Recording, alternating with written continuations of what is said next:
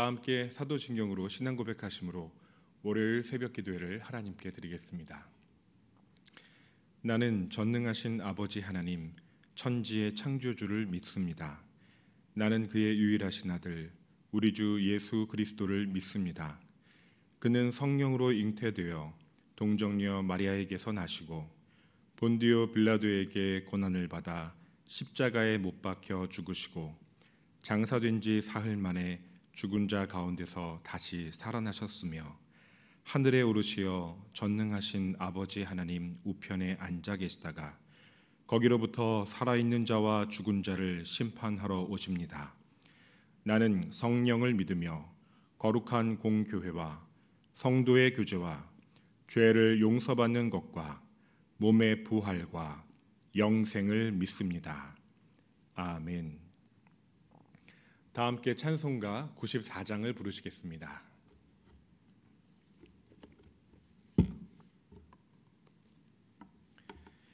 주 예수보다 더 귀한 것은 없네.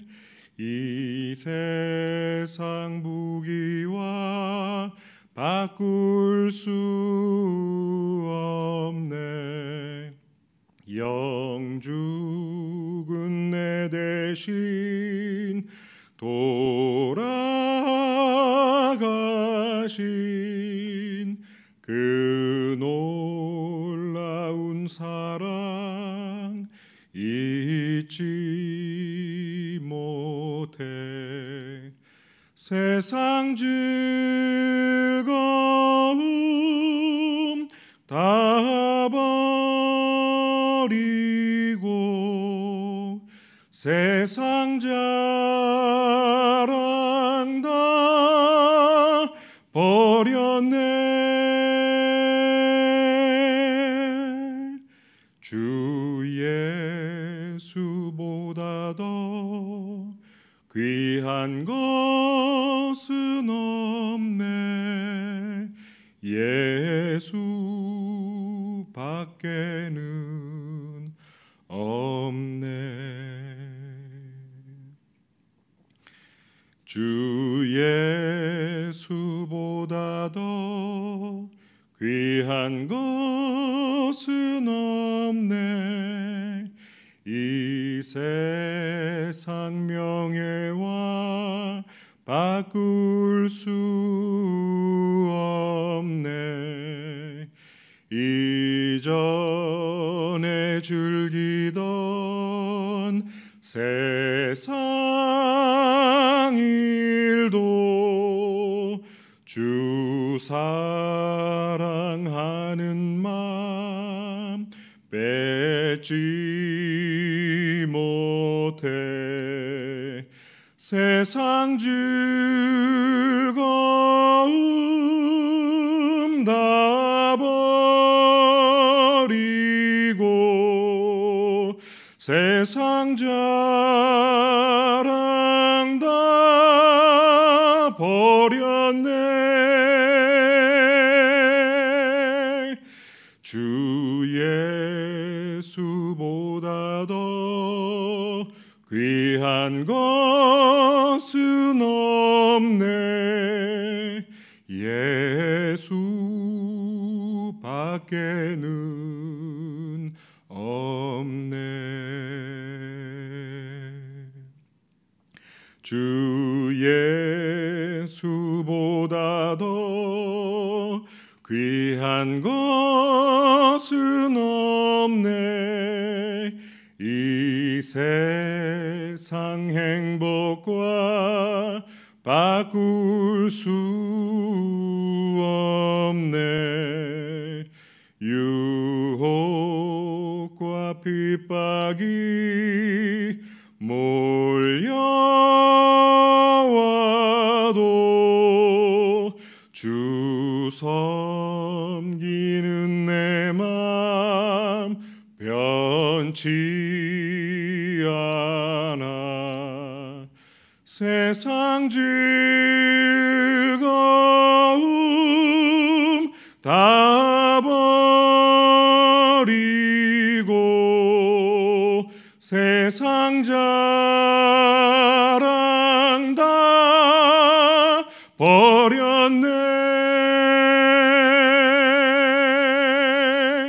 주 예수보다 더 귀한 것은 없네.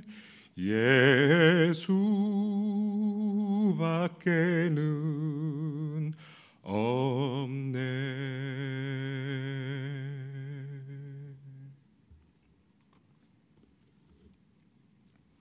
오늘 우리에게 주시는 하나님 말씀은 사사기 18장 14절부터 31절까지의 말씀입니다.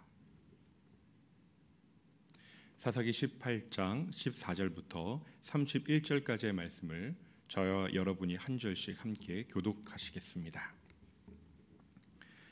전에 라이스 땅을 정탐하러 갔던 5사람이 그 형제들에게 말하여 이르되 이 집에 에봇과 드라빔과 새긴 신상과 부어 만든 신상이 있는 줄을 너희가 아느냐. 그런즉 이제 너희는 마땅히 행할 것을 생각하라 하고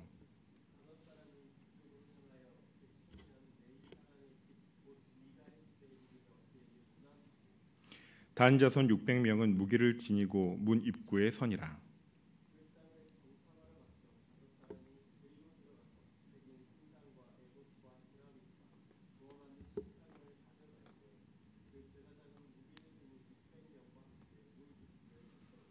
그 5사람이 미가의 집에 들어가서 그 새긴 신상과 에봇과 드라빔과 부어 만든 신상을 가지고 나오매 그 제사장이 그들에게 묻되 너희가 무엇을 하느냐 하니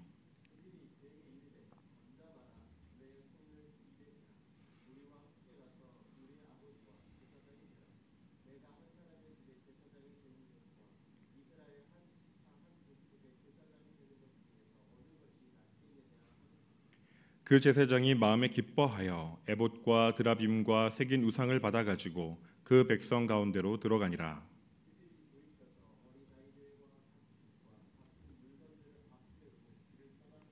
그들이 미가의 집을 멀리 떠난 때에 미가의 이웃집 사람들이 모여서 단 자손을 따라 붙어서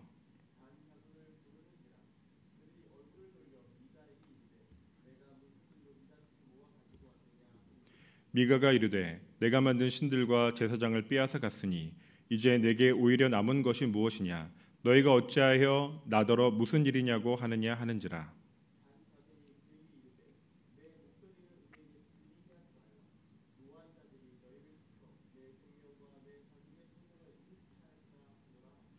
단 자손이 자기 길을 간지라. 미가가 단 자손이 자기보다 강한 것을 보고 돌이켜 집으로 돌아갔더라.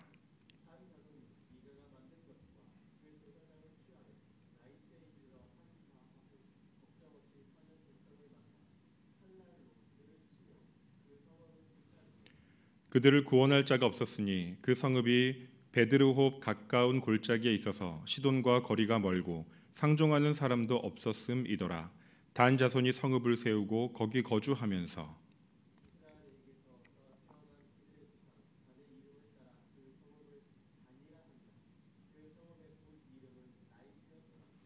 단 자손이 자기들을 위하여 그 새긴 신상을 세웠고 모세의 손자요 게르솜의 아들인 요나단과 그의 자손은 단 지파의 제사장이 되어 그 땅 백성이 사로잡히는 날까지 이르렀더라.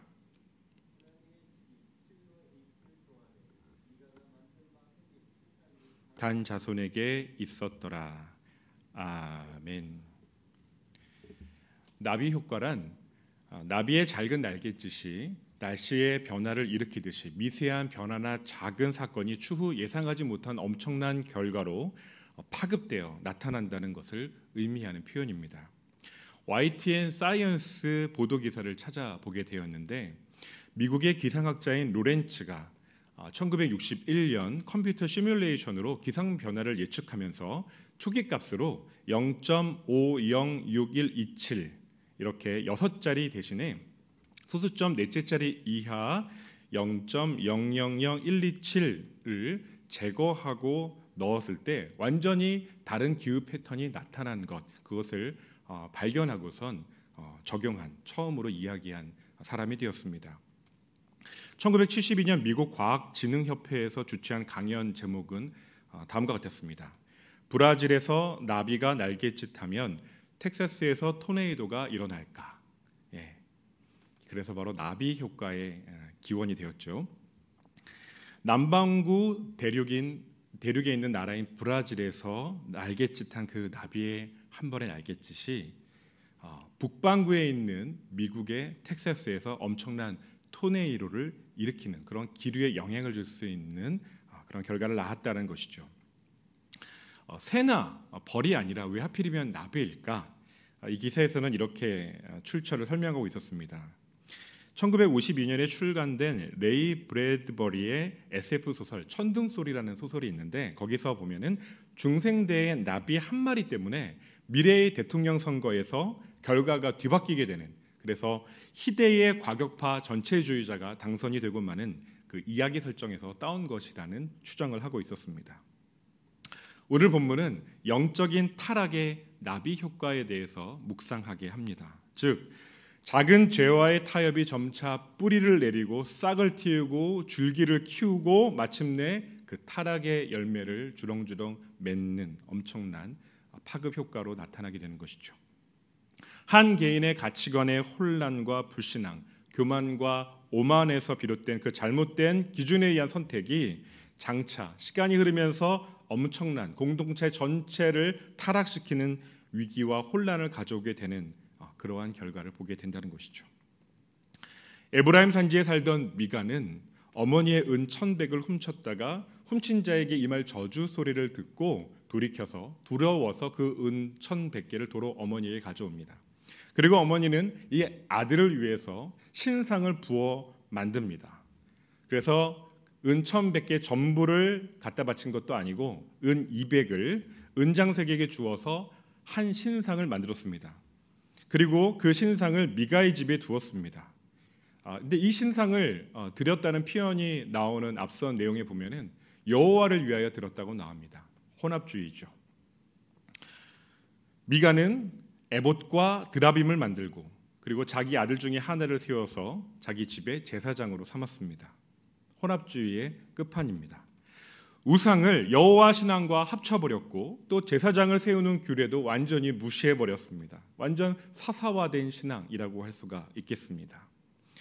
이스라엘에 왕이 없으므로 사람마다 자기 소견에 옳은 대로 행하였더라. 이 사사기에 반복되는 구절, 이 이스라엘이 거절한 왕은, 이 구절에 나타난 왕이 없으므로 라는 표현에서 이 왕은 인간 왕이 아니라 사실상은 이스라엘의 진정한 왕이신 하나님이셨던 것이죠.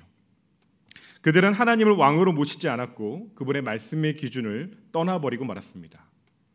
여기서 멈추지 않습니다. 미가는 한술 더 뜨지요.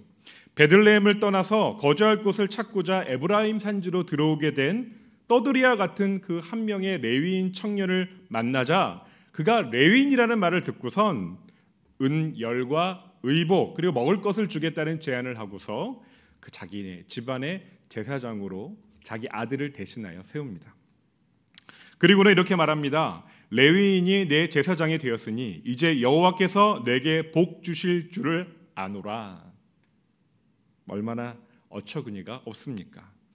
미가는 자기 아들을 제사장으로 삼았다가 베들레헴을 떠나 더 나은 입지를 찾아 나선 이 레위인 청년을 사적으로 고용한 것입니다. 혼합주의가 지향하는 바는 곧 기복주의라는 것을 명명백백하게 드러내는 구절이 아닐 수 없습니다. 신앙의 사사화, 기준을 잃어버린 그 시대의 마지막 타락의 끝판은 자기 자신의 안녕과 번영을 위해서 수단 방법을 가리지 않는 그런 기복주의로 나타난다는 것을 여실히 보여주는 성경의 기록입니다. 은을 훔친 미가나 훔친 그 은으로 우상을 부어 만들고 여호와 신앙과 섞어버린 그 어머니나 그 어지러운 집안에 이렇게 일어나버린 이 혼합주의의 행보가 당시 사사시대의 벌어지고 있었던 신학의 몰락이 얼마나 심각한 수준이었는지를 여실히 보여주고 있는 부분입니다. 한 가정에서 일어난 이 기가 막힌 혼합주의와 기복주의 이야기는 이제 한 지파의 타락으로 확산되는 양상으로 나타납니다. 그 당시 단 지파는 거주할 기업의 땅을 찾고 있었습니다. 그래서 5명의 용맹스러운 정탐꾼을 선발하여서 보냅니다. 그런데 이들은 용맹스러웠는지는 모르겠지만 영적인 분별력은 없었던 것 같습니다. 그 5명의 정탐꾼은 에브라임 산지에 있는 미가의 집에 이르게 되었고 거기에서 유숙하게 되었다고 성경은 기록합니다. 그리고 그 집에 사적 제사장으로 고용된 이 레위인 청년에게 점을 치듯이 자신들의 안위를 걱정하며 물어봅니다. 그 레위인 제사장은 이렇게 말합니다. 평안히 가라. 너희가 가는 길은 여호와 앞에 있느니라. 그는 고용인다운 길한 예언을 점치듯 그렇게 이야기해 줍니다. 그리고 이 5명의 정탐꾼은 호기로운 마음으로 그곳을 떠나 라이스라는 지역에 이르게 됩니다. 그리고 그곳 라이스 지역에 살고 있는 백성들이 아무 걱정 없이 평온하게 고립되어서 살고 있는 모습을 보았습니다. 그리고는 일어나서 그들을 치러 가자고 자기 족속들에게, 지파 사람들에게 이야기를 합니다. 뭐라고 말하냐면 우리가 그 땅을 본 중 매우 좋더라라는 보도를 하면서 너희는 가만히 있느냐? 나아가서 그 땅 얻기를 게을리하지 말라라고 체근합니다. 그곳에 평화로운 백성을 만날 것이고 그 땅은 넓고 부족함이 없다고 하나님이 그 땅을 너희 손에 넘겨주셨다고 호언장담합니다. 그리고 마침내 무려 600명이나 되는 사람들이 무기를 들고 평안하게 살고 있는, 안전하게 살고 있는 그들을 치러 나아갑니다. 단지파 사람들은 원래 유다지파 영토 중에서 서쪽 땅을 유업으로 분배받았습니다. 그러나 아모리인에게 쫓겨나고 말았죠. 그러자 그들은 힘겨운 싸움을 회피하고 편안히 살 방법을 강구했던 것입니다. 오늘날 그리스도의 교회가 성령을 의지하고 정말 믿음으로 나아가 한 영혼을 사랑하는 마음을 부어달라고 간절히 기도하며 그 영혼을 구원하기 위해서 정말로 사랑의 사도로서 나아가지 아니하고 그리스도의 살아있는 그 십자가와 부활의 능력을, 그 복음의 능력을 가감없이 전할 생각을 하지 아니하고 믿음의 전략 대신에 사사로운 방식, 편안한 방식, 쉬운 길을 택하고 타협하고 있지는 않은지 우리는 돌아보고 경계해야 할 것입니다. 부르심과 사명, 정체성과 비전은 정확히 하나님께로부터 오는 것이고 그것을 말씀의 기준에 비추어서 우리는 분별해야 합니다. 사사로운 자기의 지혜가 아니라 하나님의 말씀을 기준으로 택할 길을 우리는 귀 기울여 듣고 우리는 그 길을 정하고 나아가야 합니다. 듣고 청종해야 합니다. 하나님을 사랑하지 않고 육신의 정욕을 따라 타협한 단 지파의 예를 보십시오. 그들은 결국 하나님의 기준, 말씀의 기준에서 너무 멀리 떠나버렸고 사사로운 혼합주의와 기복주의, 그것을 분별하지 못한 채 거짓 예언, 거짓 축복, 거짓 비전에 함몰되어서 심각한 영적 위기와 타락의 일로에 서게 된 것입니다. 전에 라이스를 정탐하러 갔던 이 정탐꾼들이 이제 미가의 집에 들르게 됩니다. 그리고 에봇과 드라빔과 신상을 보고선 탐이 납니다. 이것을 가져가자고 제안합니다. 무기를 든 600명이 함께하고 있습니다. 거의 겁박을 하는 것이죠. 이 사람들, 이 5명의 사람들이 그 청년 레위 사람 제사장에게 거의 반협박을 하며 자기들과 같이 가자고 회유합니다. 본문 18절과 19절을 보십시오. 제가 읽겠습니다. 그들이 그에게 이르되 잠잠하라, 내 손을 입에 대라, 우리와 함께 가서 우리의 아버지와 제사장이 되라. 내가 한 사람의 집에 제사장이 되는 것과 이스라엘의 한 지파 한 족속의 제사장이 되는 것 중에서 어느 것이 낫겠느냐 하는지라. 그 제사장이 마음에 기뻐하여 에봇과 드라빔과 새긴 우상을 받아가지고 그 백성 가운데로 들어가니라. 기뻐하며 따라갑니다. 개인의 도둑질에서 가정의 은신상 우상, 그리고 사사로운 에봇과 드라빔 제작, 자기 아들을 제사장 세우기, 그리고 지나가는 행인과 같은 떠돌이 레위인 청년을 가정의 제사장으로 고용하기, 그 사이 자신의 기업을 차지하는 전쟁을 피하여서 평온하게 사는 라이스 사람들을 정복하기 위해 무기를 들고 600명을 데리고 나선 단지파 사람들의 이 탈취와 회유와 설득에 넘어가고만 것입니다. 그리고 그것을 기쁘게 받아들이고 따라가는 레위인 제사장의 모습은 너무나 비참하고 너무나 수치스럽습니다. 난리도 아니죠. 맛이 갈 때까지 간 것입니다. 26절 이하의 말씀을 보십시오. 이제 대참사가 벌어집니다. 단 자손은 이 맛이 간 레위인 제사장을 데려갔고 라이스에 이르러서는 한가하고 걱정 없이 잘 살고 있는 이 백성들을 만나 칼날로 그들을 치며 그 성읍을 다 불살라 버리고 맙니다. 끔찍한 학살을 저지른 것이죠. 이 평온히 고립되어 살던 사람들을 구원할 자가 없었다고 성경은 기록합니다. 단 자손이 이 라이스를 빼앗아 자신들의 성읍을 세우고 거기 들어가 그 땅을 빼앗고 거기에 살았습니다. 그들의 조상 단의 이름을 따라 그 성읍을 단이라고 이름을 지었습니다. 하나님의 약속하신 땅이 아니라 자기들이 편안히 그 힘든 대상을 분별하고 싸우지 아니하고 아모리 족속을 치지 못하니까 이제는 뒤로 멀리 돌아서 편안히 살고 있는 사람을 학살하고 뻐꾸기처럼 그 땅을 차지하고 만 것이죠. 28절 본문은 분명히 이렇게 밝힙니다. 그 성읍의 본 이름은 라이스였더라. 그 조상 단의 이름을 따라 그 땅을 단이라고 지칭했지만 성경은 고발합니다. 역사의 치욕으로 그대로 기록하고 있습니다. 그 성읍의 본 이름은 라이스였더라. 이 참사 위에 세워진 성읍의 본래 이름을 밝히고 고발하고 있는 것입니다. 이 영적인 실체는 하나님의 눈앞에 다 드러나 있습니다.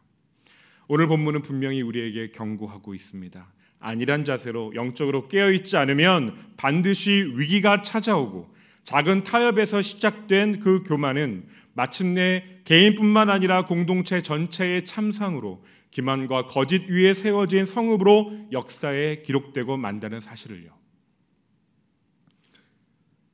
이것이 수치스러운 단지파의 무지이고 교만이고 불신앙의 참상이었습니다.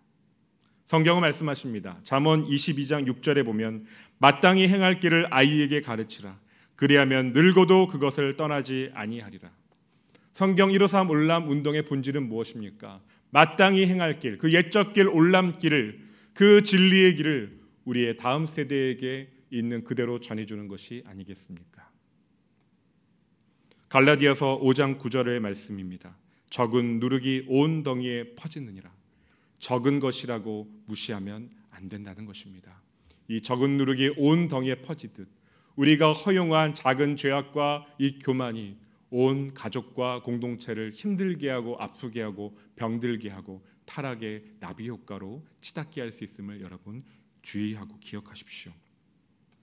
우리는 작은 악을 쉽게 여기지 말아야 하겠습니다.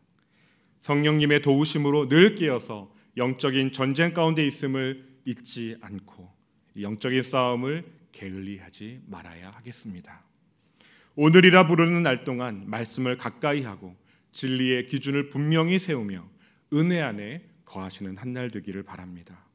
나아가 나 자신뿐만 아니라 우리의 가정이 혹시라도 미가의 길을 걷고 있지는 않은지, 우리 가문이 단지파의 길을 향해 나아가고 있지는 않은지 살피고 내가 속한 가족과 공동체가 바르게 세워져 가도록 기도하는 이 새벽 되기를 간절히 바랍니다. 성령께서 우리의 심령을 비춰주시고 깨닫게 하시고 분별과 지혜와 청종할 믿음을 주실 것입니다. 함께 기도하시겠습니다.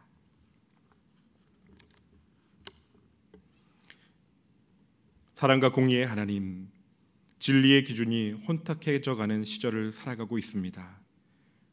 유혹이 유혹인 줄도 모르고 분별력을 잃어버린 시대 속에서 하나님의 말씀의 원칙을 정확히 배우고 구체적인 우리의 생활과 습관에 뿌리 내리도록 연습하고 훈련하는 주님의 백성, 그리스도의 제자로 살아가게 하여 주옵소서.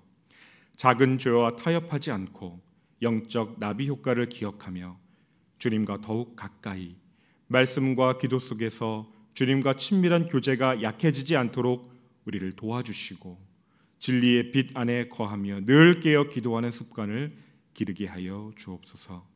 예수님의 이름으로 기도드립니다. 아멘. 하늘에 계신 우리 아버지, 아버지의 이름을 거룩하게 하시며 아버지의 나라가 오게 하시며 아버지의 뜻이 하늘에서와 같이 땅에서도 이루어지게 하소서. 오늘 우리에게 일용할 양식을 주시고 우리가 우리에게 잘못한 사람을 용서하여 준 것 같이 우리 죄를 용서하여 주시고 우리를 시험에 빠지지 않게 하시고 악에서 구하소서. 나라와 권능과 영광이 영원히 아버지의 것입니다. 아멘. 오늘 우리에게 주신 말씀을 기억하며 간절히 기도하시기 바랍니다.